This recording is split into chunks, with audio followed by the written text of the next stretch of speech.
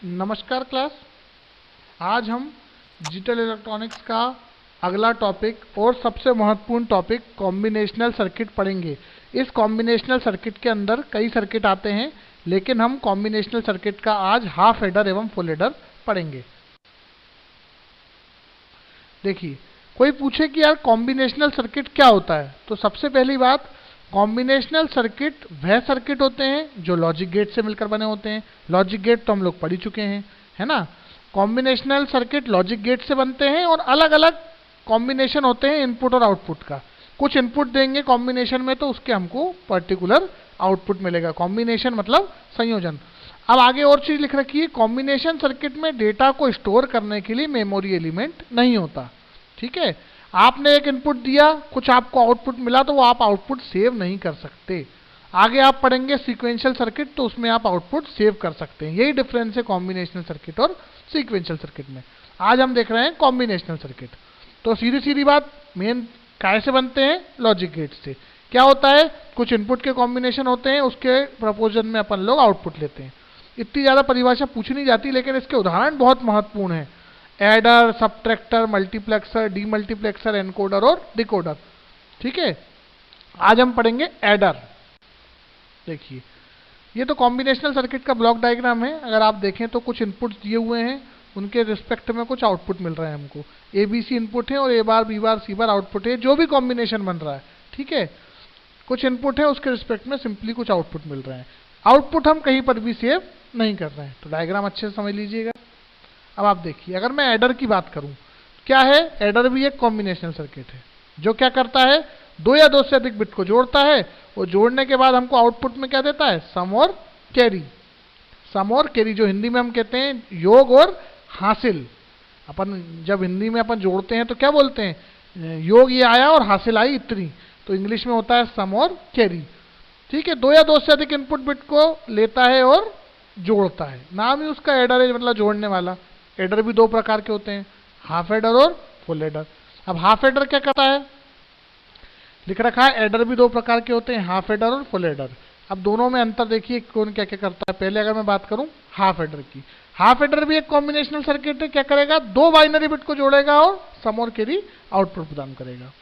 Half adder और full adder में केवल इतना ही डिफरेंस है, हाफ एडर दो बाइनरी बिट को जोड़ता है, फुल एडर तीन बाइनरी बिट को जोड़ता है। बस, इससे ज्यादा कोई भी डिफरेंस नहीं है। तो हाफ एडर क्या करेगा?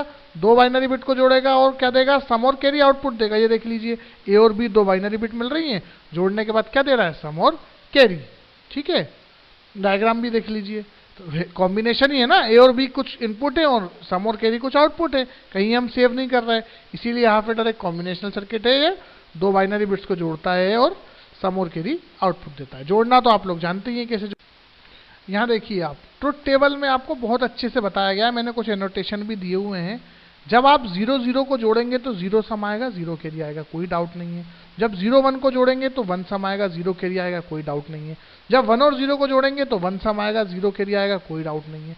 लेकिन जब 1 1 को जोड़ते हैं तो मैंने पहले ही बताया था, नीचे देखिए एनोटेशन में भी दिया हुआ है, 1 और 1 को जोड़ेंगे तो क्या आएगा? 0 सम और 1 कैरी, वही लिखा है। अब आप बोलो कि भैया ट्रुथ टेबल से हमें आगे इसके डायग्राम बनाना है, तो हम कैसे बनाएंगे? तो देखिए, आप सम की जो ट्रुथ टेबल है, आप गौर से देखेंगे तो ये आपकी एक्सॉर गेट की है। एक्सॉर गेट में ही ऐसा होता था, जब दोनों 0 हो तो 0 होता था, या दोनों 1 हो तो 1 होता था। बाकी 0 1 पे 1 0 पे 1 होता था। पुराना पढ़ना पड़ेगा इसके लिए, तभी याद आएगा। कैरी की देखिए आप, जब दोनों 0 होते थे तब भी 0 1 0 1 1, तब भी 0 1 1 1 0, तब भी 0, और 1 और 1 का गुणा किया तो 1। एंड गेट की थी, तो डायग्राम में क्या होगा इसका? एक्सॉर गेट और एंड गेट बनेगा, गेट लगेगा। ये देखिए, एक्सॉर गेट लगा और ए, तो सम का आउटपुट क्या आएगा? ए एक्सॉर बी, और कैरी का आउटपुट क्या आएगा? ए इंटू बी। बस इतना ही है। अब आप फुल एडर की बात करो, कुछ नहीं है। फुल एडर तीन बाइनरी बिट को जोड़ता है, सम और कैरी आउटपुट देता है। ए बी सी तीन बाइनरी बिट है, कैरी और सम आउटपुट है। आगे देखो, ये तीन इनपुट की टेबल बना दी अपन ने। तीन इनपुट की कैसे बनती है? 4 0 4 1, 2 0 2 1, 1 0 1 1। ये आपको बहुत पहली क्लासों में अच्छे से सिखा चुका हूँ। अब वही जोड़ना शुरू कर दो। तीनों को जोड़ा तो सम 0 कैरी 0, फिर 0 0 0 1 को जोड़ा तो 1 सम 0 कैरी, फिर 0 में 1 को जोड़ा, 1 में 0 को जोड़ा तो 1 सम 0 कैरी। अब यहाँ पे चेंज होगा, 0 1 1 पे क्या आएगा? जब 2 1 है तो क्या आएगा? सम आएगा आपका। यहाँ लिख रखा है, देखिए ऊपर भी लिख रखा है मैंने, ये दिख रहा है अलग से। क्या है ये? जब आपका 1 और 1 को आप जोड़ोगे तो क्या आएगा? 0 सम और 1 कैरी, जो अपन ने हाफ एडर में भी देखा था। तो जहां जहां भी 1 1 है, देखो यहाँ यहाँ 1 1 है तो 0 सम 1 कैरी, यहाँ पे 2 1 है तो यहाँ भी वही आएगा, 0 सम और 1 कैरी। ये गलती से लिखाया नहीं है, मैं लिख देता हूँ 0 सम और 1 कैरी।